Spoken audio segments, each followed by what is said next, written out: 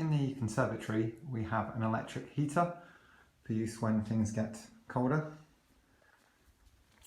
This is plugged in on the left. Please ensure that this is turned on for the device to be on. This will illuminate here.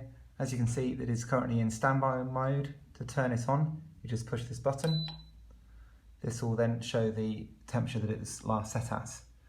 If it's heating, you will see here that these three lines indicate that it's being heated.